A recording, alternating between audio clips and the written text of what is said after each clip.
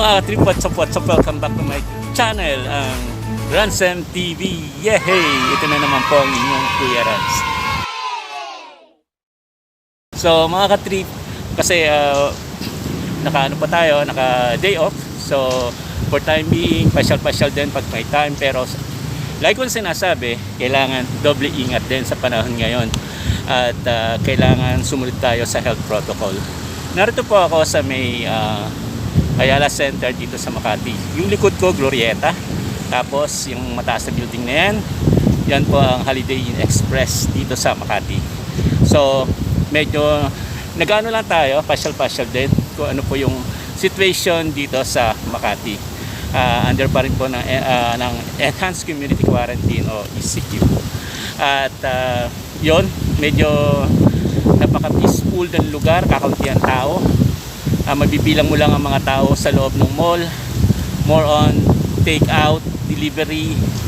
So hoping wag naman sana doon sa nababasa ko 2 years from now marami raw malls ang magsasara due to online platform. Ganun din yung mga online sellings, may Lazada, may Shopee, may mga delivery. So like yung nangyayari ngayon sa Amerika, marami pong mga malls ang nagsara na dahil nga sa mga ganyang situation. Pero alam ko naman babangon din ang ekonomiya ng Pilipinas pagdating sa ganyan. So yun lang mga ka-trip, samahan nyo ako sa araw na to. Lilibutin po natin kung ano bang meron, anong situation, at least kahit papano sa mga mata na lang ninyo, ipapasyal ko kayo dito sa Ayala Center sa Makati. So let's get it on.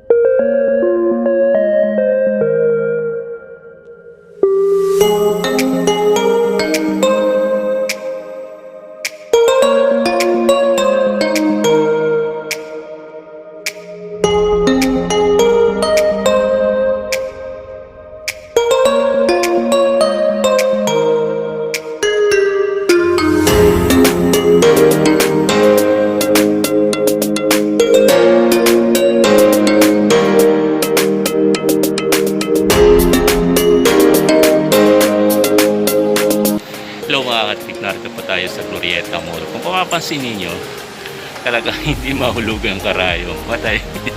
Walang katao-tao, kakaunti. Isa na ako doon.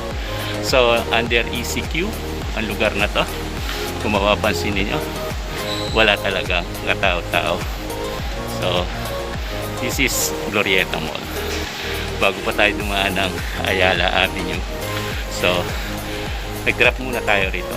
Kung ano ba yung condition ng Glorieta Mall.